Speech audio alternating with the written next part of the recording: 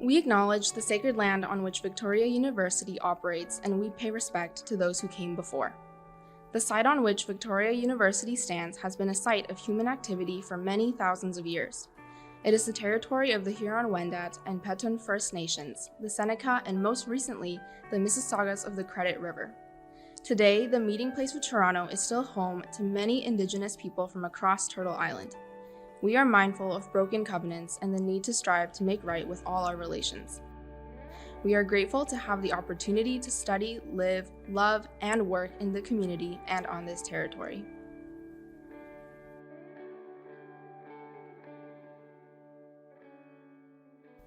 Welcome. Bienvenue. Kiminwa Nikonawa.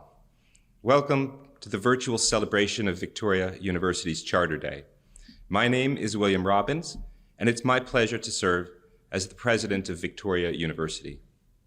It's also my privilege to congratulate the students whom we honor at today's ceremony for their exceptional academic accomplishments.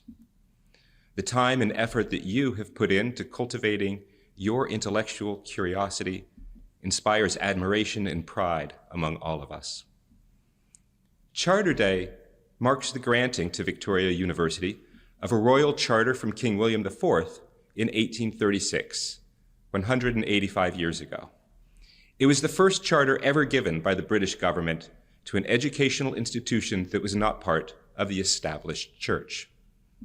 The charter was signed on Wednesday, October 12th, and so Charter Day has been held on a Wednesday close to the 12th of October every year since. Charter Day is also our opportunity to acknowledge and congratulate our Victoria College scholarship winners. Welcome to the students whose accomplishments we are celebrating today. And welcome to the friends and family members who have supported these impressive students throughout their academic journeys. Victoria College introduced its first scholarships in 1851. At that time, a severe economic and agricultural crisis had made it difficult for families in Ontario, especially farming families around Cobourg, where Victoria College was then located, to afford the cost of tuition. Victoria committed to a concerted effort to fundraise across the province to establish an endowment fund for scholarships to keep tuition low and to ensure that the college was accessible to as many families as possible. The fundraising was a success, and over the last 150 years, the scholarship endowment has grown and grown. This is thanks to thousands of donors who have believed in this cause, many of whose names appear in the named scholarships received by many of our students. The Victoria University Board of Regents and Administration also have committed to abiding support for scholarships. In 1991, Victoria inaugurated its in-course guarantee of a scholarship for students who obtain an A average, the only institution in Canada to make such a commitment. Now, if you had been a student at Victoria College in 1851, when tuition was $8 per term, here are some of the regulations that you would have had to follow. And I am quoting from the official regulations. The hour of rising is 5, of retiring 9:30 p.m. About 9 hours are devoted each day to study and recitation. During these hours, each student is required to remain in their room, except such as the faculty may find necessary to have under their immediate supervision. Students are expressly prohibited frequenting any tavern or grocery where intoxicating liquors are sold, lounging about any store or public place, or remaining in them longer than their business requires. Students are strictly prohibited from intruding upon the lands or property of the inhabitants or meddling with their fruit without permission. Habitual indolence and inattention to study will be regarded as an offense against the laws and spirits of the institution and will be made the subject of such discipline as the faculty may deem expedient. Well, you remarkable students, now living through another difficult period in our collective history, are to be commended for successfully avoiding habitual indolence and inattention to study, or at least for avoiding too much of it. and of course, for not meddling with anyone's fruit without permission. Now, let me express my deep gratitude for the work that you have already accomplished and our pride in your continued efforts. Thank you for strengthening Vic's commitment to academic excellence, intellectual curiosity, and community building. Thank you from the bottom of my heart. Thank you. Merci. Miigwech. I would now like to introduce Victoria University's Chancellor, Nick Saul, to offer his remarks.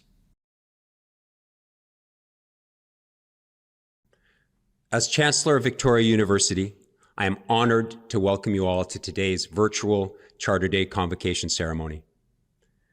As you've heard from President Robbins, traditions like these speak to the importance of our history as a university and provide the opportunity to celebrate milestones like the appointment of new leaders, the conferral of honorary degrees, and the achievements of our talented Vic students. Shortly, we'll be honoring Blake Goldring with a Doctor of Humane Letters, honoris causa. I would like to take this opportunity to offer my personal congratulations to Blake on this special occasion. Since his graduation from Vic in the 1980s, Blake has been a true champion of Vic, supporting the university with his outstanding volunteerism and with his philanthropy. For all the students virtually present with us today, we hope that each of you will, like Blake Goldring, continue to play an active role in the life of Victoria University long after you graduate. Students, my warm congratulations to each of you on receiving a scholarship this year. As a Vic grad myself, I can tell you that the Vic community is a wonderful, inclusive place to learn. May your time at Vic be both motivating and rewarding. We know that over and above the financial impact of Vic's awards program, scholarships provide a huge endorsement for the hard work our outstanding students put into their studies. As President Robbins noted, over its history, many of Victoria's alumni and friends have established named awards at Vic.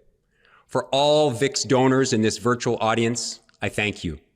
On behalf of the university, for understanding the importance of supporting post-secondary education. I would like to now introduce Chancellor Emerita Dr. Wendy Cecil to confer the honorary degree. Mr. Chancellor, Blake Goldring has long been a fine citizen of Victoria University. He graduated from Vic in 1981, but he's also an outstanding citizen of Canada, of the business and arts community, and of the Canadian military. He is a man who serves many fine organizations with great distinction. Blake's professional career is one of success, having spent over 30 years with AGF Management Limited, a premier independent asset management company with Canadian and international operations.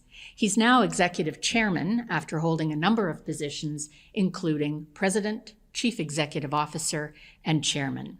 In his professional career, Blake has been a long-standing advocate for the Canadian financial industry and has been directly involved in the Business Council of Canada, the Lawrence School for Public Policy, the Ivey School of Business, and more recently, the City of Toronto's Economic and Culture Recovery Advisory Group as its co-chair. But Blake has broad interests, so his commitments have included active involvement in the Toronto Symphony Orchestra, Bishop Strawn School, the C.D. Howe Institute, Sunnybrook Hospital, the Canadian Film Centre, Libraries and Archives Canada, the Mosaic Institute, and the Walrus magazine. He has also been a very active volunteer with the University of Toronto for decades, serving on capital campaigns and on the U of T World War I Commemorative Committee. But Blake has not limited himself to established organizations.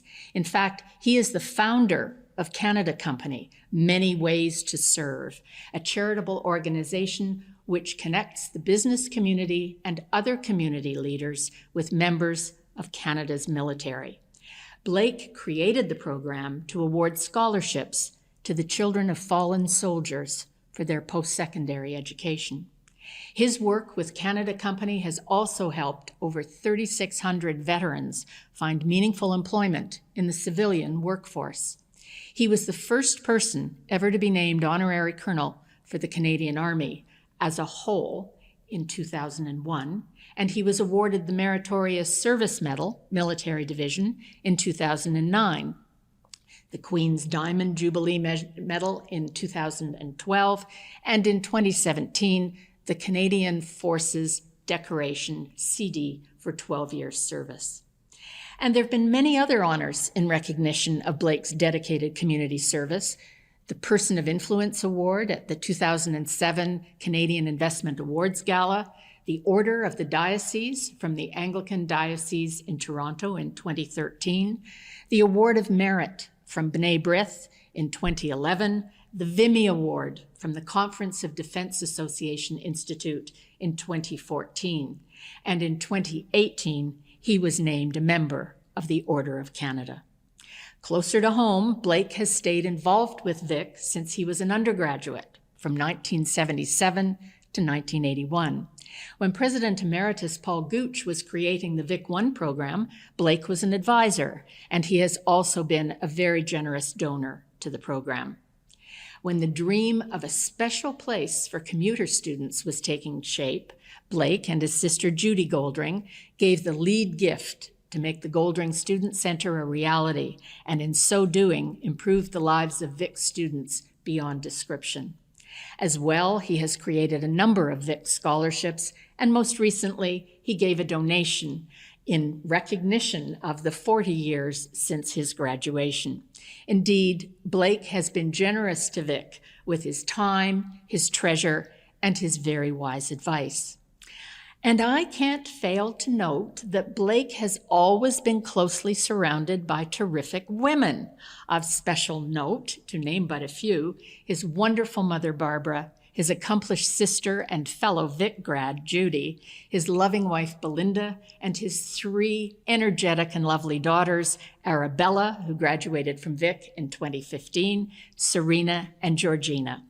So in addition to being hardworking, smart, and accomplished, I think you could also say that Blake is a very lucky man.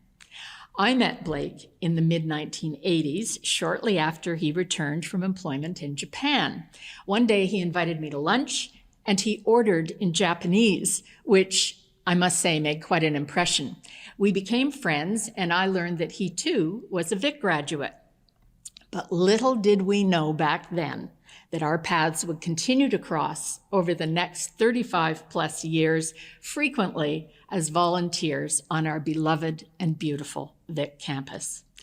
I can honestly declare that many are the people who admire and respect Blake Goldring for his dedication, his warmth and kindness, his intelligence, and above all, his absolutely sterling decency. You cannot know Blake without seeing clearly that every honor he has ever received, and there are many, is very well deserved. Victoria University is proud to call him an alumnus. Chancellor Saul, I now present to you Blake Goldring, and I request that you confer upon him the degree Doctor of Humane Letters honoris causa. By the authority vested in me as Chancellor of Victoria University, I hereby confer upon you, Blake Goldring, the degree of Doctor of Humane Letters, honoris causa. I request that Blake Goldring now be robed by the Chair of Victoria University Board of Regents, Cynthia Chrysler, and hooded by Victoria's 15th Chancellor.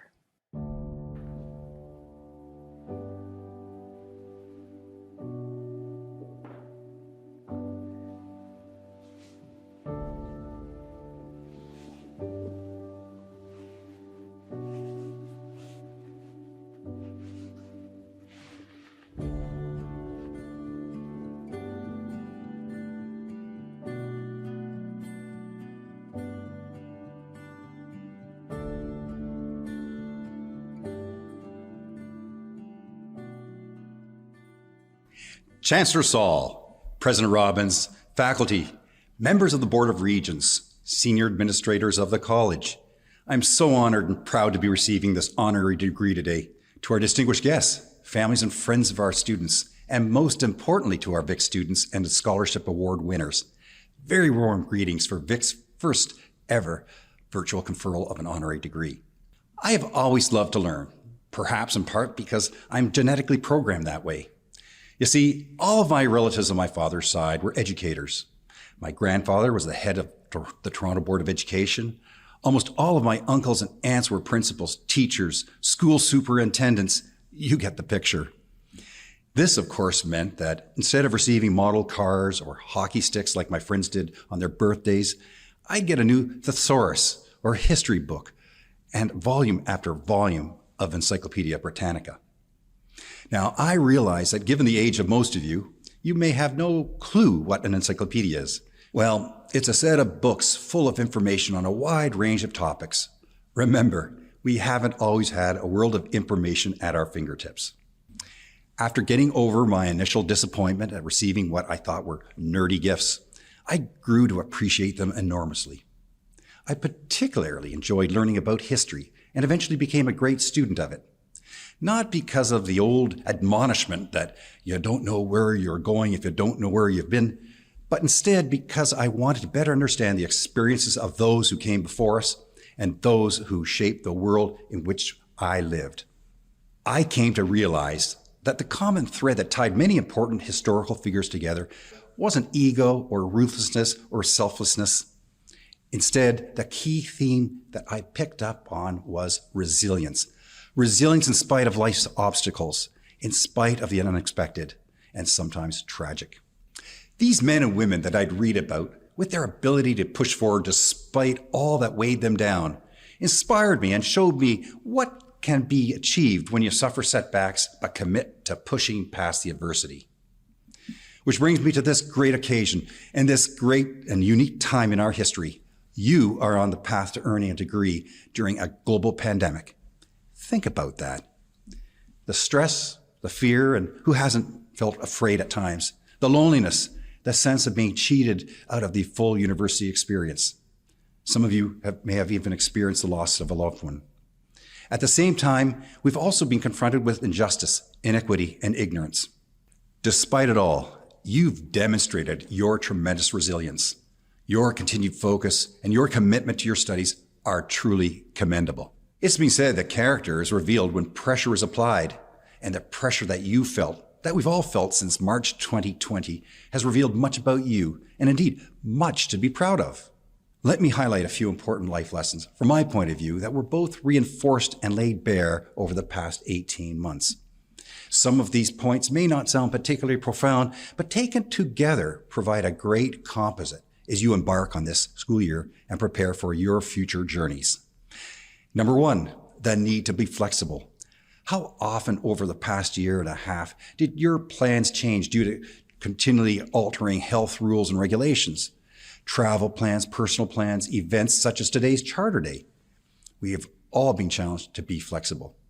As bad as it was for you, a broader point here is that accepting change as a constant and not something to be feared or stressed over is a great life lesson. Number two, have perseverance. I want to highlight and underscore once again the importance of perseverance and resilience. As mentioned, these are qualities and traits that you have in abundance, even if you don't realize it. No doubt, one or two of you questioned sticking with your studies over the last 18 months. The challenges posed by weak internet connections, crashing hard drives, Zoom fatigue, or not being able to interact with professors or have invaluable exchanges with classmates at the Goldring Student Center. I had to get a plug in somewhere. All of these definitely made life difficult, but you're all stronger for it. You've come to understand that setbacks are an inevitable part of life. We just need to get back up and push forward. And this experience has proven that you can. Number three, humans are social creatures. People need people. The spontaneity and idea generation that are hallmarks of the university lecture halls and student pubs have been conspicuous in their absence. The need for a community working and sharing and supporting one another became striking. Marshall McLuhan said that the new electronic independence recreates the world in the image of a global village. We saw much that inspired us during the pandemic, such as first responders and healthcare workers working tirelessly. And we saw the ugly underside ranging from severe climate change and calls to address social injustice. Ironically, It took the pandemic to focus the spotlight on issues that are now receiving long overdue and urgent attention by governments and individuals. Number 4, be inquisitive, be curious. This extraordinary period underscored how important it is to have a questioning mind and to be truly inquisitive. In my line of work, investment management, the most successful portfolio managers are the ones who ask the most intriguing and probing questions. Once you get the answers, take action, do something. A few brief examples. During the pandemic, the Deputy Mayor of Toronto asked me to co-chair an advisory group to develop a series of practical recommendations that would address inequities and the ugly side of the pandemic as we aspire to build a stronger, more inclusive and vibrant community when we eventually emerge from this ordeal. Working with a diverse group comprised of BIPOC leaders, academics, business, labor, and cultural leaders, we developed 18 recommendations, all of them endorsed by City Council and sent to the City Manager for implementation. The Toronto Star published our report, Building Back Stronger. To me, it was proof that people of goodwill, coming from diverse backgrounds, are able to work together when we agree on common problems and have a sense of urgency to tackle them. Another area I'm especially proud of ties into today's award ceremony. As I stated at the outset of my talk, I'm a big believer in education. Over time, I've been very fortunate to be able to fund various scholarship programs. The Canada Company Scholarship Fund was established 14 years ago to provide scholarships to the children of those who made the ultimate sacrifice while serving in the Canadian Armed Forces. Recently, my firm, AGF, established a new scholarship with Inspire, Canada's largest Indigenous charity, and one of my first scholarships was established right here at Vic. I want to congratulate those of you receiving scholarships today. You should feel very proud of yourselves and of your achievements. In closing, you're at the start of a new school year. Make the most of it by maintaining your sense of perspective. Don't sweat the small stuff and reflect on what really matters to you.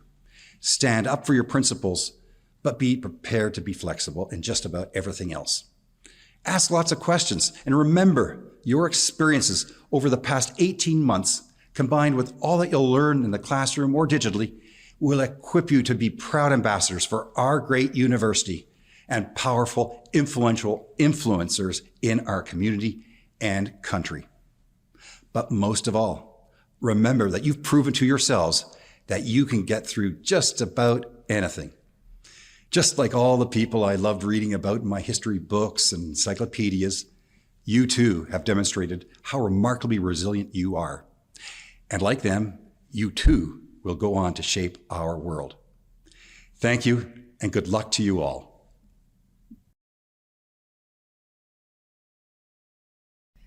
My name is Angela Esterhammer, and as principal of Victoria College, I'd like to add my congratulations to Dr. Blake Goldring on receiving this honorary degree.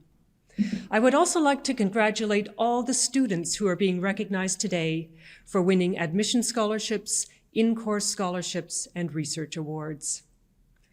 All of you have achieved academic excellence through your hours of study and hard work, through creative and critical thinking, and through productive dialogue with professors and peers throughout the past academic year.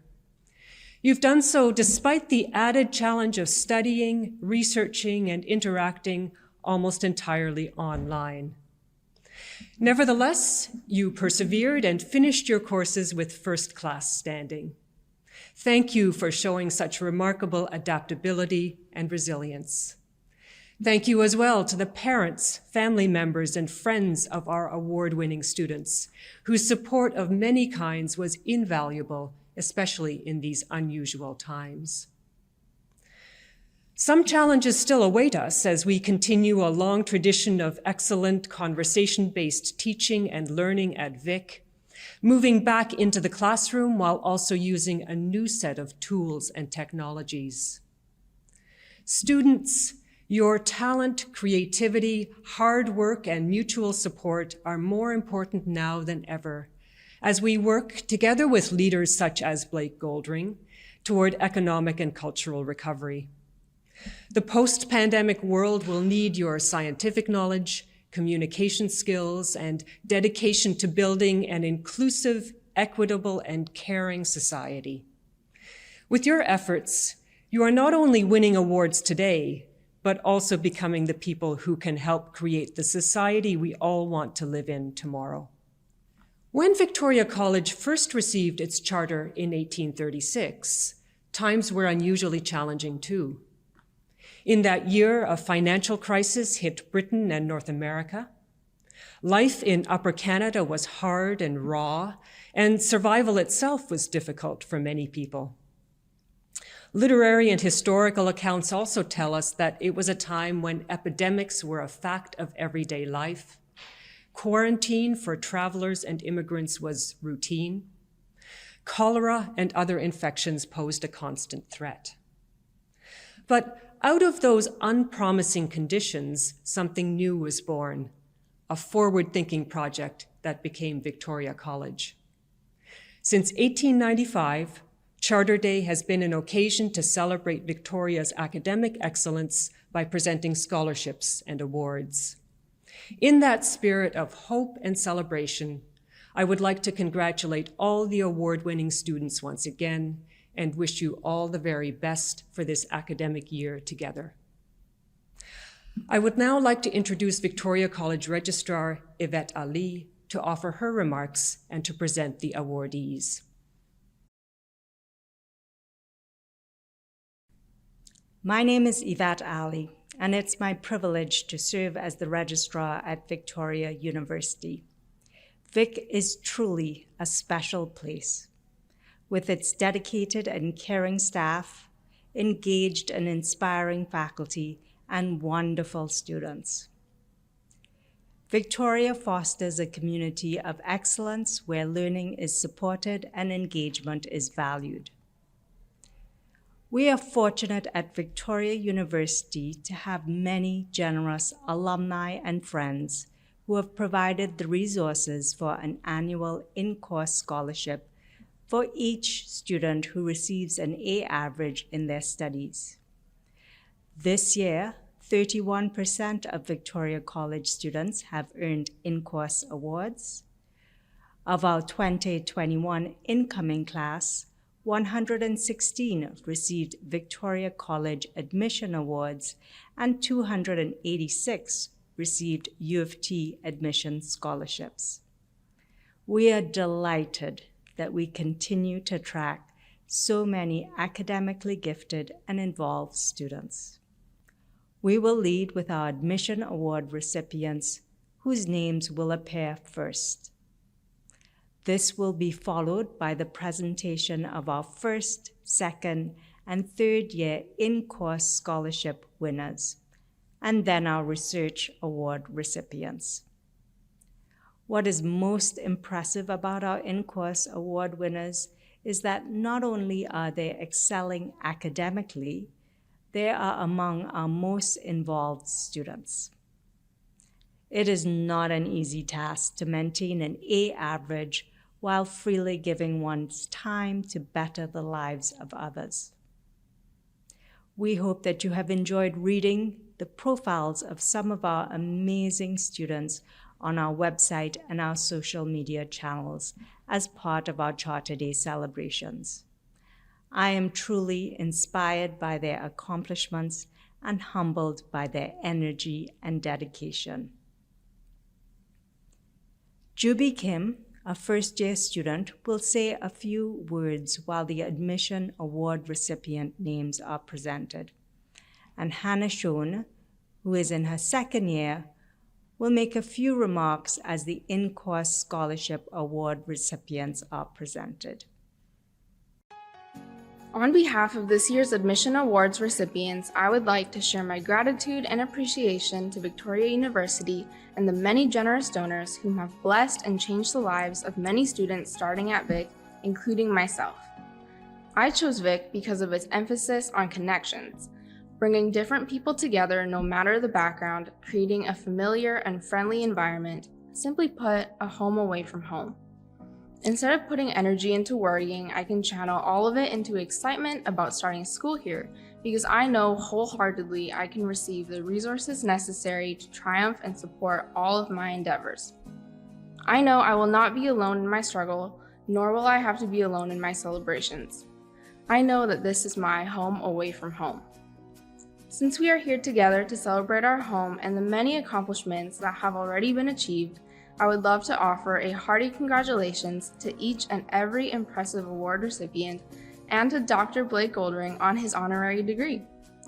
When I say that I am so proud and feel so much love to all of you, I truly mean it, and I know that all of Vic stands behind me in this acknowledgement. Today is truly a glorious celebration, and congratulations again.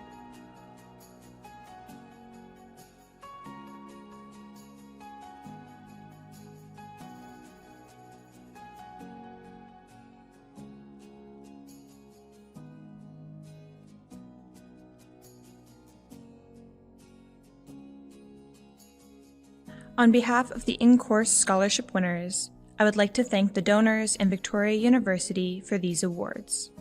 I am honored to be a recipient of this year's Vari Scholarship. This award is life-changing. As a student